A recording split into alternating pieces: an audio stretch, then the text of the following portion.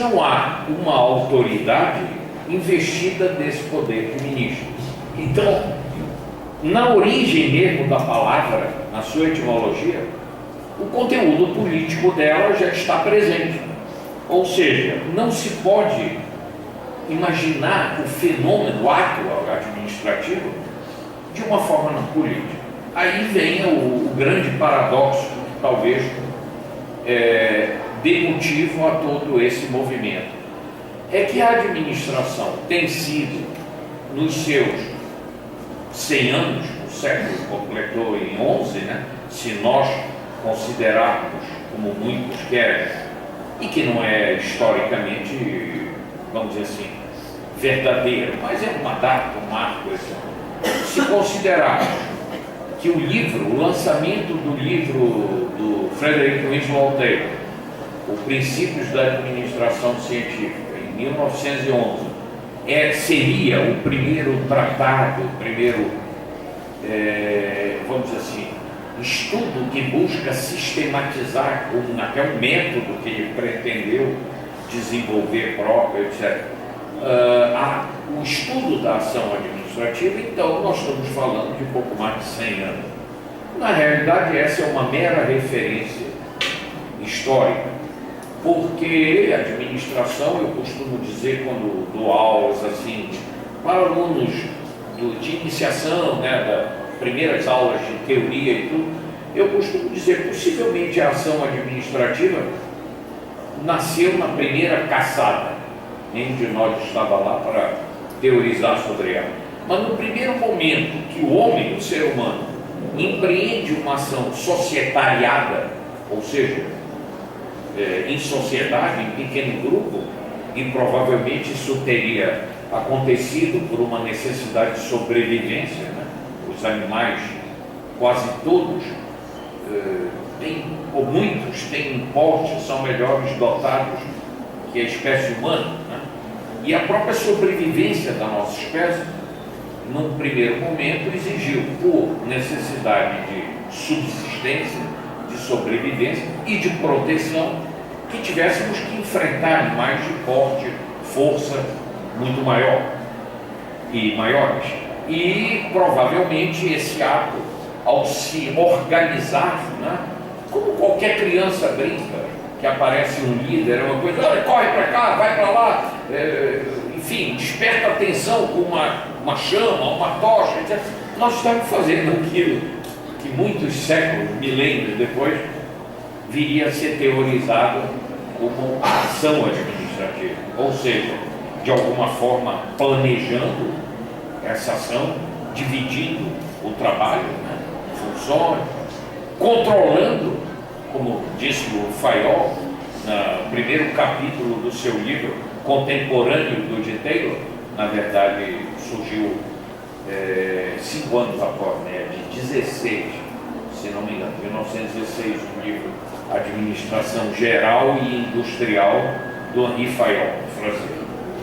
E lá ele vai dar uma definição que até hoje é muito repetida, de administrar como sendo, nas palavras do Fayol, apenas traduzido, prever, organizar, comandar, coordenar e controlar, né? Houve uma pequena mudança nessa definição. Os neoclássicos que apareceram mais ou menos 20, 30 anos depois, um pouco mais talvez, eles vão, eu costumo dizer, glamourizar o Fayol, né?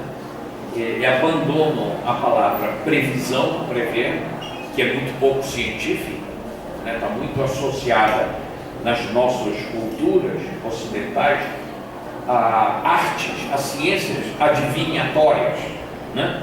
Do tipo, enfim, previsões de tarô, astrológicas e de outras naturezas.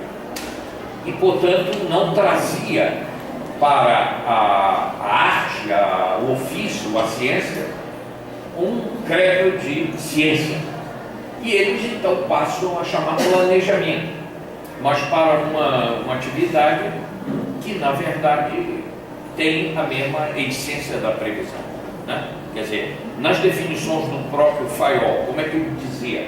É perscrutar o futuro e traçar a linha de ação. Ora, se você faz isso olhando cartas astrológicas, jogando baralhos de tarô ou qualquer outra forma de tradição adivinhatória, ou faz isso com números, com séries históricas, com modelos matemáticos, etc., você está, em última análise, perscrutando o futuro, tentando até adivinhar, né? E traçando a linha de ação. E isso já estava presente, com certeza, nos primeiros atos societários que o ser humano desenvolve na sua luta do dia a dia, né? Portanto, essa referência ao livro do Taylor, que eu gosto de fazer, é um livro canônico na nossa área, né? Enfim, um livro emblemático, ela é meramente uma referência histórica ao que hoje nós chamamos administração. Mas é óbvio que a ciência, a arte, o ato de administrar antecede muitíssimo esse momento lá de 1911. E eu dizia que essa definição do contemporâneo de Taylor, que foi o francês Henri Fayol, que nós estudamos todos lá no primeiro período, né, de teoria das organizações, ou estudos organizacionais, o que nome tem essa disciplina nos nossos cursos.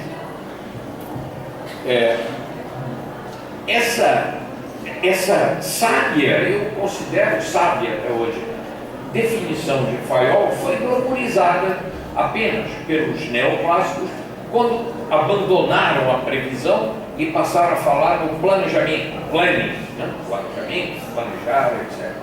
Tiveram o bom senso de manter o organizing, lá, a organização, né? O organizar, que segundo o próprio Fayol, era constituir um duplo organismo, dizia ele, né? Material e humano. Ele já percebia que não é só arrumar a casa, tem que arrumar também as pessoas, em qualificação, em seleção, enfim, atribuindo tarefas a pessoas com um mínimo de competência para tal e tudo mais. Quanto à terceira e quarta, vamos dizer assim, elementos da definição do Fayol, foi feito uma glamorização, como eu digo também, nada novo, mas até inteligente, porque o Fayol, como todo engenheiro da sua época, tinha formação militar. As escolas de engenharia, né, surgiram quase que em todo o mundo, na origem, como armas de apoio aos exércitos. A engenharia, por isso o nome engenharia civil, muita gente não sabe afinal como definir, parece, houve tempo que a engenharia civil fazia tudo que as outras não faziam. Mas a civil é porque seria a não militar, quer dizer, aquele que estuda essa arte e tudo, mas fora de sua aplicação necessariamente para a guerra e tal. E Fayol, sendo de formação militar, a palavra comando para ele era quase que a única forma de exprimir esse ato do alguém ministrar alguma coisa para outro alguém, não é? E ele usou comando. Não era bom e não continua não sendo hoje, porque a natureza do comando militar, e aqui não vai nenhum demérito para o comando, apenas eu gosto sempre de chamar atenção em aulas, palestras, que é uma coisa muito complexa você trazer princípios da caserna, da vida militar, para a vida civil. Porque, em última análise, o comandante militar, seja ele de qualquer força, arma, etc., ele exerce um magistério, um ministério, em situações limite. Todo mundo sabe que a um comandante militar é dado o direito de comandar alguém para morrer. E esse alguém que vai morrer, fatalmente, dependendo da missão que recebe e tudo, também, em geral, é sabedor do seu próprio destino, a não ser que ele seja completamente ingênuo e não perceba. O meu risco de vida é enorme. E apesar disso, ele não pode negar seu cumprimento dentro da missão militar, da natureza do comando militar. Ora, isso é muito diferente nas organizações não militares, sejam elas públicas ou privadas. Daí que a ideia de comando, o simples uso dessa palavra, incomodava e continua incomodando. Não é? Fora do Exército, da Marinha, da Aeronáutica, das forças públicas auxiliares, etc., militares. E passou-se a se reunir o comando do FAIOL com a outra função que ele chamava coordenar, que literalmente quer dizer ordenar com alguém. Portanto, é aquela ação que não é contra, que um faz e o outro desfaz. Embora possa parecer paradoxal, porque nós vivemos nas nossas organizações cotidianamente atos de coordenação e a figura de coordenadores que na verdade são contra-coordenadores. É muito comum, né? Todos nós temos isso, quiçá na nossa própria sala, né? O indivíduo que está, eu sou coordenador, mas as ações dele são que ele ordena ou comanda para uns, desfazem o que outros fazem. Na maioria das vezes isso ocorre por, vamos dizer assim, razões políticas, mas pode ocorrer por ingenuidade, por incompetência. Você, ao dividir o trabalho, faz essa contra-ordenação de tal maneira que uns estão fazendo e outros desfazendo, num fantástico desperdício de energia e outros recursos, e principalmente criando um clima muito pouco inspirador para aqueles que trabalham coletivamente, porque não precisa ser professor de administração para você participar de um grupo e ver gozar. Tudo que eu faço, ele desfaz.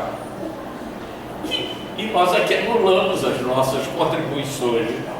Bom, mas então os neoclássicos resolveram isso chamando direção. Direct em inglês, né? A escola tem muita origem americana e tal, por isso eu estou referindo nas categorias usadas na língua inglesa. Direct. E se dizia que esse directing, que eu volto a dizer, com uma glamorização do FAIOL, era um comando que já continha esse ato de coordenação, para não permitir que pudesse haver, pelo menos teoricamente, um comando dirigido a pessoas que não tivessem coordenação no que fazem. E com isso juntam duas funções do velho FAIOL numa só e chamam de direção, que é o nome que vocês veem hoje nos manuais, nos livros de administração. Finalmente tiveram o bom senso, eu falo os neoclássicos, de manter o controle, né? Embora também essa palavra em português, eu cada vez, quanto mais estudo a administração, até porque eu engajei numa linha da teoria organizacional que é de inspiração semiológico-linguística, né? Então,